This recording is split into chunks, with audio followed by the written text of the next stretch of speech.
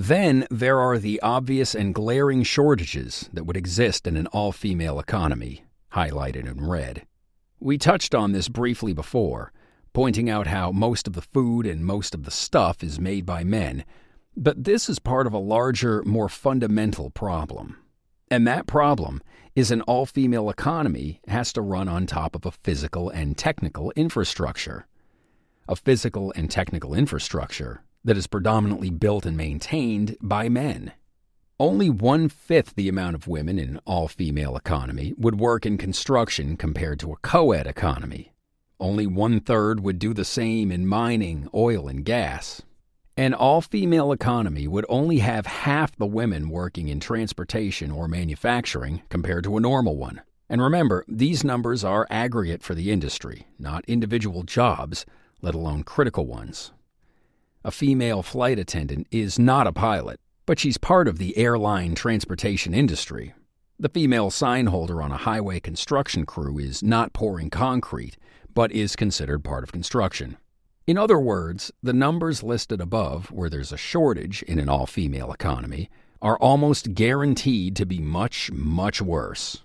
When you account for the fact that an all-female economy is essentially a disproportionately luxury economy, running on top of a previously built infrastructure that allowed such industries to exist in the first place, you can see just how untenable and frankly impossible an all-female economy would be.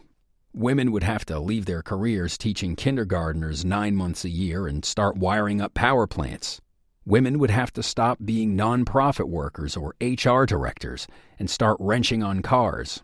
Social workers would have to get real jobs and become farmers. And perhaps the epitomal modern-day example, webcam girls, would have to build, program, and wire up their own internet infrastructure before having the luxury to flash their tits on the internet as a career.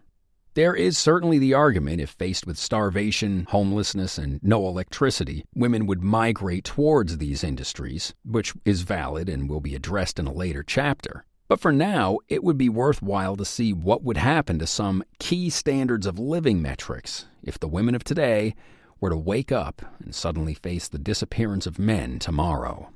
The first thing women would notice is they would wake up in a room that is 8 feet by 10 feet. They at first might think they're in a closet or a joke is being played on them. But once they stepped outside, they would realize that would be their entire house, their entire dwelling.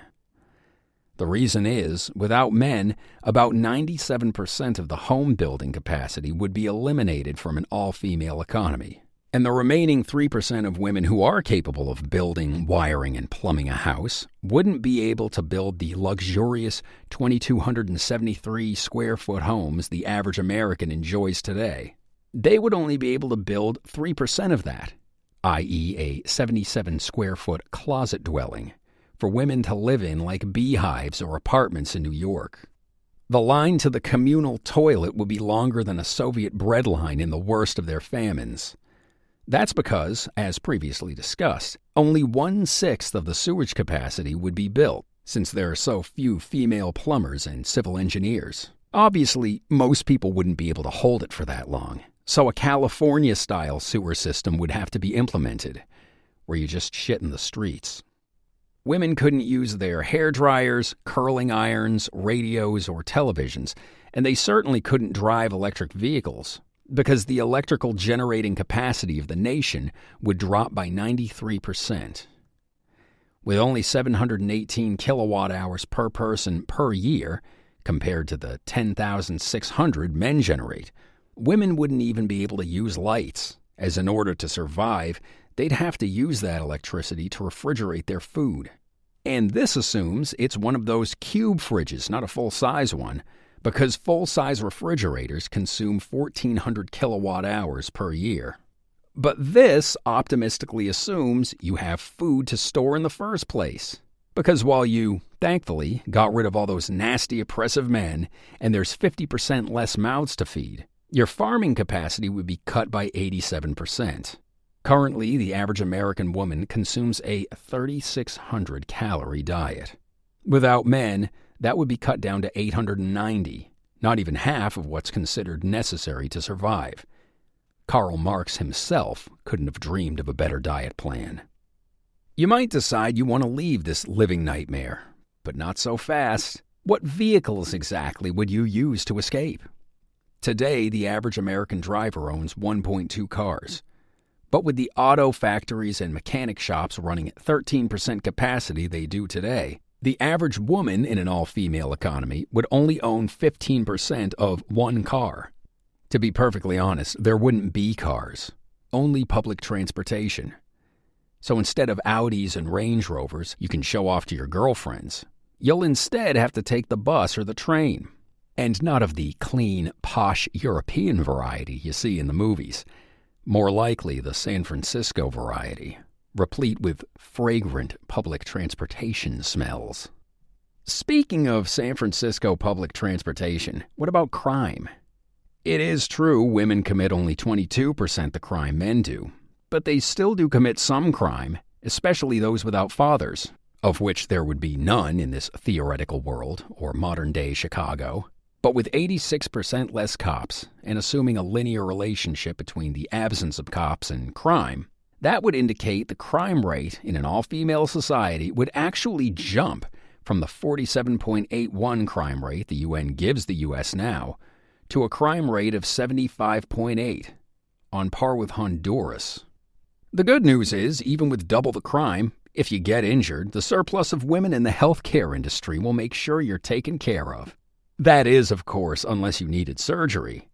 Because while women do constitute the majority of healthcare workers, they only account for 37% of the doctors and 19% of the surgeons, assuming they're not working part-time or quitting the industry early, which a higher percent of female doctors do. All of this optimistically assumes, however, the hospital has electricity, which it will not, so please get injured while there's sunlight. We could go on, but the above does two things. First, the scenarios paint a picture of what living in a world without men would look like. Second, the data and statistics tell us precisely what it would be like, as we can compare those statistics to similar countries and infer what awaits us in an all-female world. An all-female economy would generate the same amount of electricity per capita as Zambia. Car ownership would put the all-female economy on par with Nepal or Iraq. The percent of people who would have internet in an all-female economy would be equivalent to Niger. The 10.2 surgeons per 100,000 in an all-female economy would be the equivalent of Belize. A UN crime rate of 78 makes it as safe as Honduras. An all-female economy would have the sewer system of San Francisco. For all intents and purposes, women would be homeless or living in huts. A daily caloric intake of 890 is barely half the 1,786 calories the people of the Central African Republic consume, and less than half of North Korea. Women would simply starve to death. And when you average out all these countries' GDP per capita, it comes out to $5,700, about that of Kenya. When you consider all these metrics and countries, you get a very good idea of what an all-female economy would be like. We get a very good idea of what a world without men would be. And not to bore the reader with economic jargon, but economists have an official term for economies with these standards of living. We call them war-torn third-world shitholes, and an all-female economy would most certainly be one.